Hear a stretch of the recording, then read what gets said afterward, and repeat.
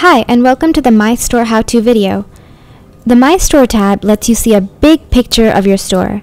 At the top, you can change the dates of the information displayed to make it more relevant to you.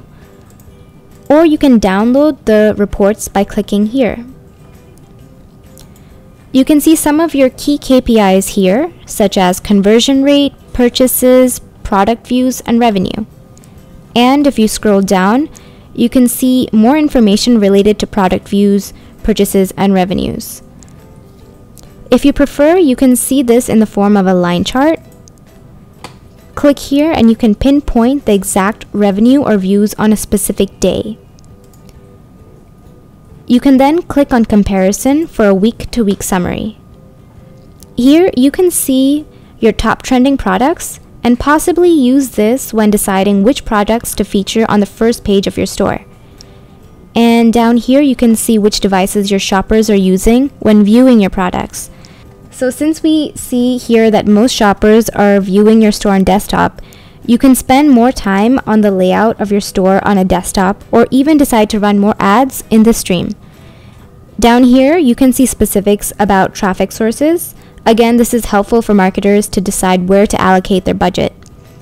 So for example, since we see here that email isn't very effective, we can decide to stop email campaigns altogether or to rethink what we're sending out over email.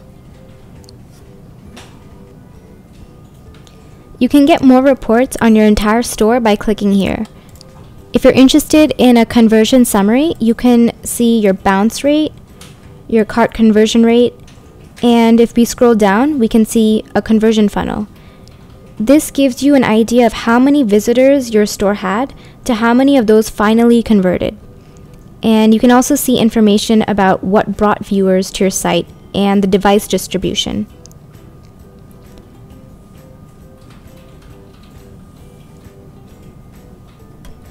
As you can see, there are many other reports available to you here.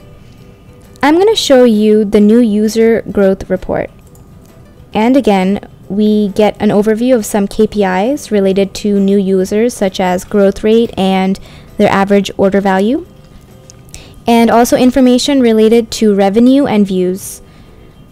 You can also see a revenue distribution of how your new visitors compare with your returning visitors. And down here, we can see revenue by traffic sources.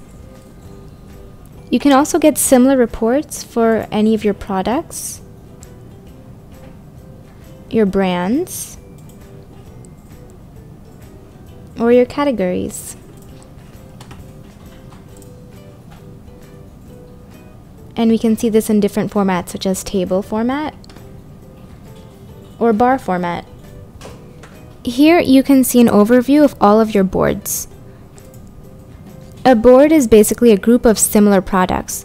You can click into any of these boards to find out how the products in each board is performing. You will be given some built-in boards and you can create some of your own.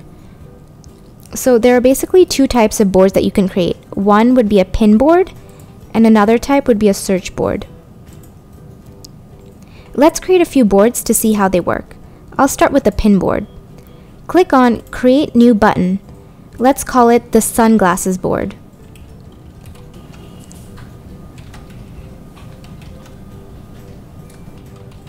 And there you go, that's a board, a pin board. Pin boards are by default empty and you have to populate them manually with pins. To pin a product, you have to find it either through running a search or from one of the existing boards. Once you've found the product you're going to pin, click on Pin, choose which board you'd like to pin it to, and then you're done. Let's create a search board next. Search for something, say jackets.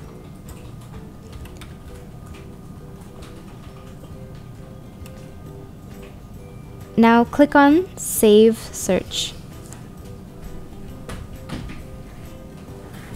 That's it. Name your board.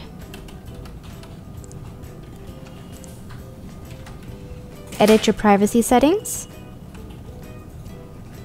And you can type in a description. and click Create. Thanks for taking the time to watch our video. If you have any comments or if you'd like us to explain something in more detail, leave us a line right here.